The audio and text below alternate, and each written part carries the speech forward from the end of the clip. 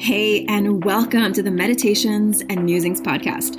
I'm Elena Lipson. I'm a mama, I'm a wife, and I'm the founder of the Divine Self-Care Circle membership and the Virtual Retreat Academy. I don't believe that you have to sacrifice your body, your health, or your family in order to create true abundance and prosperity. I believe in living based on the divine feminine metrics of success, and these include pleasure, play, ease, grace, and a slower pace.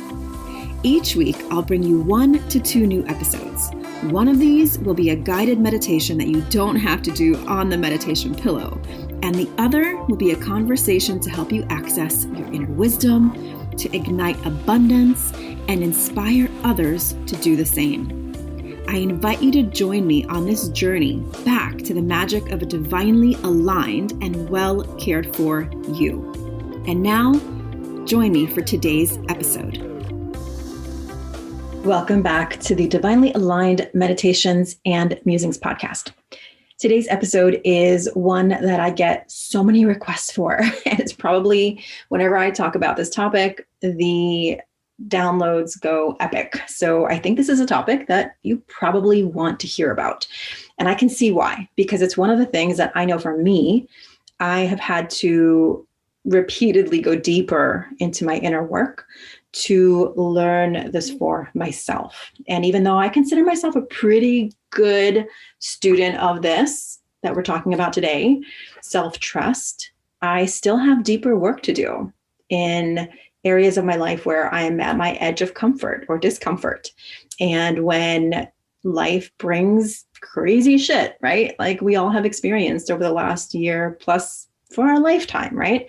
So today I want to share with you just really poignant, quick, not quick because it's not meaningful, but I don't want to overthink it with you. I want you to hear the core of this message, and I want to give you 4 easy ways to trust yourself more. Now, just because the steps are easy doesn't mean that the actual trusting of yourself is easy in moments when you're challenged, right? So this is just, again, this is an ongoing conversation. You can check previous episodes where I talk about self-trust, where I talk about releasing self-doubt, which is the opposite of self-trust. And so this is not the last time that I will be talking about trusting yourself, but this is, I want you to just like really be present for this, because without self-trust, everything and anything that you want to create in your life is going to be wonky and is going to continuously be stuck in a loop of should I, could I, will I, won't I? And it's going to be influenced by those around you who have very little knowledge of your inner life. And you know, we all have amazing friends and family members who know best for us, but this is time that we all grow up in a way that steps into our own personal power and learn to trust ourselves as moms, as entrepreneurs, as women, as wives, as consumers, as creators, as all the things we do, all the roles we play in our lives. Okay, so first I have a couple of questions for you, and I want you to just feel the question. Instead of answering it quickly from your mind, I want you to feel the question. And in fact, I would say, hear the questions and then pause the episode. Give yourself a chance or listen to the episode again or come back to the questions later, because one of the things that cause us to not trust ourselves is that we gloss over our inner work so quickly and we don't give ourselves a chance to really contemplate questions. And questions are the creators of our lives. And if we're asking ourselves bad questions, and there are bad questions like, why does this never happen for me? Or will this ever happen for me? Or will this be something I can never even create, right? Like we're asking the negative side of questions that of course are subconscious answers. No, you won't. Or you haven't yet, so how will you, right? It's just our subconscious is very, very smart and wants to confirm what we know. It has this confirmation bias. So when we ask better questions, we get better answers from ourselves. We have no choice but to answer, but we have to get skilled at giving ourselves the time and space to contemplate the questions. So the first question is, do you trust yourself? And this is a question you can really just sit with and come up with examples of times that you've trusted yourself, times that you haven't trusted yourself, and what the outcomes of both situations were. The next question is, do you mindfully invest time, energy, and money in yourself? And this is an important question because this is one of those things that women can tend to overlook because they spend time, energy, and money in other people. And that's okay. That's a really wonderful thing. But when it comes to the expense of yourself and not investing time, energy, and money in yourself, you actually are giving yourself a message that you aren't worthy of it, that you have to earn it, and that you aren't inherently worthy of trusting that you can benefit, you will grow from, you are worthy of time, energy, and money in yourself. And yes, this is connected to trust. When you trust yourself, you know that the time, energy, and money invested in yourself is going to have massive return on investment, and you are worthy of it now, not someday. And the third question is, are you seeking approval from others before you make a decision or a move in your own life or your business? This is really important. If you don't have a practice of learning to connect with your inner self, your divine self, your highest self, before you get approval or opinions from other people, that means that a huge percentage of your life could be a consequence of other people's ideas for you.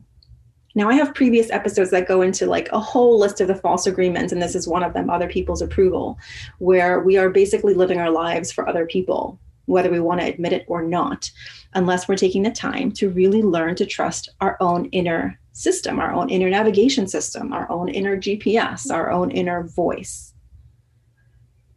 So how do we trust ourselves more? I want to give you 4 things to do to help you trust yourself more and more and more and more. And the reason I said it that way is because it's not a one and done. Self-trust, like I said in the beginning of the episode, for me, this is an ongoing work, because in some areas I know myself really well. I trust my own opinions. And in other areas, I tend to get a little wobbly because of fear, right? Because of doubt that creeps in. And so there's practices and rituals that I teach and practice, especially the Magic Morning practice, which you've probably heard me mention many, many times now, which is a free gift for you. If you haven't done it yet, I highly recommend it. All my clients must do the Magic Morning practice every day, because it's a really powerful way to check in with your own self every single day before you start letting anyone else's content, words, opinions into your energy system.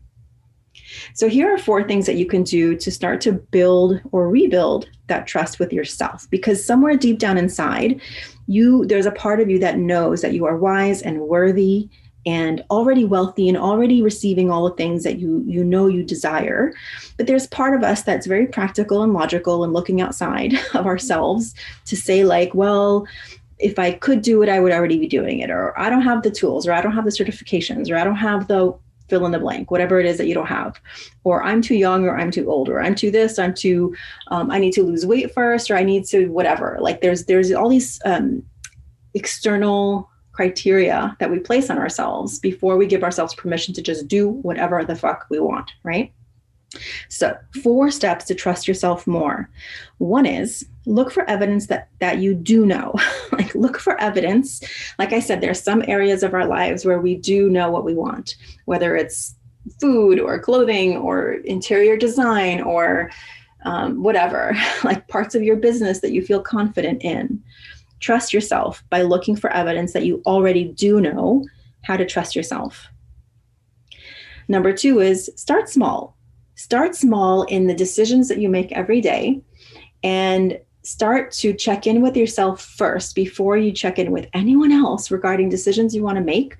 And first and foremost, learn what a yes feels like in your body. This is a missing piece from so much coaching that I see, is that you do something in your life or your business because it works for someone else, but that doesn't mean it's going to work for you, because you don't see what's behind the scene for someone else. You don't see all the things they've tried and failed at already, right? You don't see that.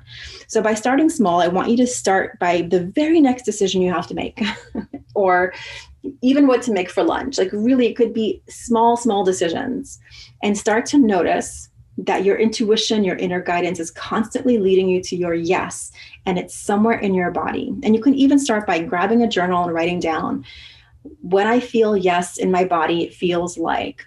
And especially if you're choosing between like, should I have this for lunch or that for lunch? Or should I post this on Instagram or should I post, that, whatever little decision you have to make next. And start to notice how it feels in your body. Does it feel open and expansive and light and delightful and bubbly and happy and like in a good way? Or does it feel heavy and contracted and not expansive? You have to learn what it feels like for you. Like literally, I've had people and clients tell me like they feel it in their third eye, or they feel it in their solar plexus, or they feel it in their belly, or they feel it in their fingers. They get chills of yes, right? What does a yes feel like to you? So start small by learning what that yes feels like, and then you can start transferring that yes to other things in your life. Number 3, only ask others for advice once you've already made a choice.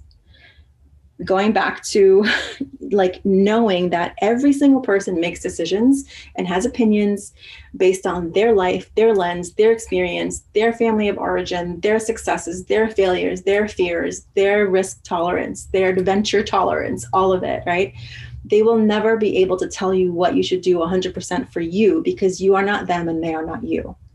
Right? Even a coach, like as a coach, I don't tell you what to do when you're my client. My goal is to help you uncover and rediscover the magic within you and help you find the best path to your yes and help you navigate that.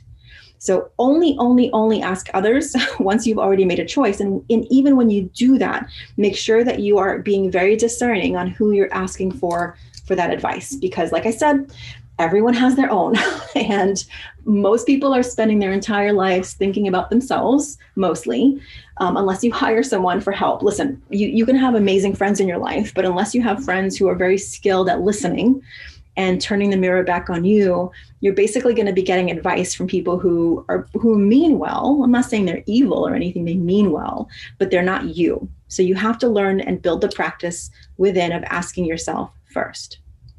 Okay.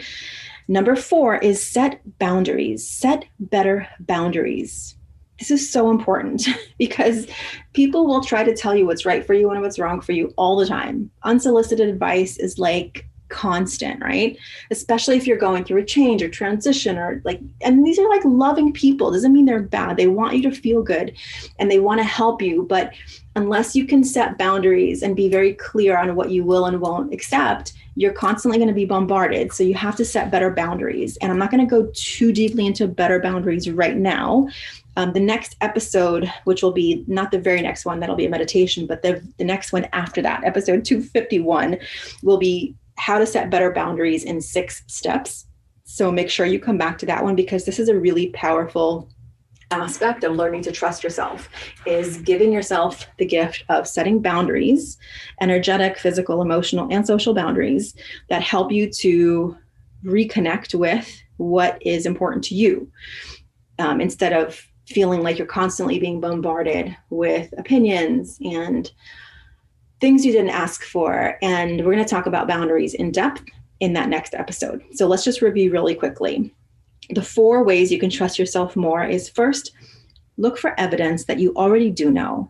You've already been able to trust yourself in many, many different ways throughout your life. Look for the examples when you did trust yourself and it worked out well, or even didn't work out well, but that's okay because there's really no failure. It's all about learning, right?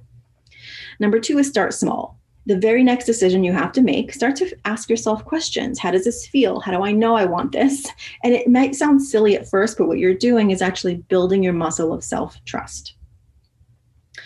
Number 3 is ask others only once you have had time to contemplate and made a choice, not 100%, like you might not be fully there, but you're like, I think this is what I want to do and here's why. That way, when you go to someone else and you're like, what do you think about this? I just love your feedback. Then they will give it to you, but then you'll be able to discern whether it's a yes or a no for you instead of being talked out of what you already want to do. I'm sure that's happened to you. It's happened to me for sure. And number 4 is set better boundaries. So we're going to get deeply into boundaries in episode 251. But for now, boundaries, the way we think about boundaries are implementing an ongoing system of having people tell people why you need them to, not give you their advice, right? To not be in your space if you don't want them to be very clear about the way you want to engage with them, and then what to do when you have unwanted requests, when you have unwanted connections. And we're going to go deeper into that. But why you need them is because it's very important to relate with people around you in an honest and clear way. If someone is constantly giving you advice or stepping over, what you want them to do in terms of maybe even you giving your time and energy into someone else because they keep asking and you can't set a boundary by saying no, thank you. It's important to understand that too. We have to create loving boundaries in our lives so that people can trust us and we can trust them, so that when someone, asks you for your time or to volunteer, whatever it is, you don't automatically say yes because you just don't have good boundaries to say, like, actually, that doesn't work for me, and be okay with that. It takes practice to do that. And we're going to get into a little bit more of that in episode number 251. So for now, this is how you trust yourself more. And I'd love to hear from you, which tip resonated with you the most? Do you trust yourself? Do you find yourself doubting yourself a lot? And if there's more aspects of self-trust that you want to hear me discuss and break down and talk about, I would love for you to submit a question. And the best way to do that is on Instagram. Just go ahead and shoot me a DM over there at Elena_Lipson. And if there's something that you received today that you find helpful, I would be really appreciative if you left a review on iTunes by putting however many stars, 5 would be lovely, and then just sharing a comment. The more you do that, the more iTunes rates it and shares it. So if you're getting something out of this, it's my pleasure to do this for you. It's a free service that you receive. So I'm going to guilt you into leaving me, or no, I'm kidding. But I would really love it. I also love to know who's listening. So shoot me a DM, grab a screenshot and tag me on Instagram in your stories, and I'm happy to shout you out as well. All right. That is the end of today's episode. Thank you for being here with me today. As always, whether it's your first time or your 249th time, I appreciate you being here.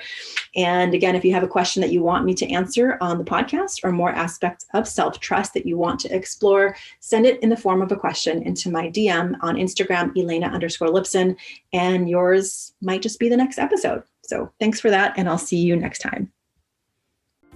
Thank you so much for listening and learning about the new divine self-care way of being in your life, business, and the bedroom based on the divine feminine metrics of success: pleasure, play, ease, grace, and a slower pace. If you're ready to bust the myth of overwhelm and tap into an inspired start to each day, I've put together a free video series for you to help you start each day with energy, inspiration, and ignite that inner pilot light which attracts joy, magic, and synchronicity. You can access my 3-step magic morning practice to help you ignite your inner light and attract the abundance that you're craving. Head on over to elenalipson.com/gift.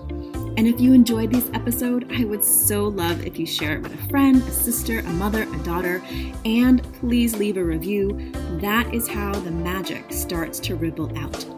Here's wishing you a day full of beauty, magic, and divine self-care. I'll see you next time at the Meditations and Musings podcast.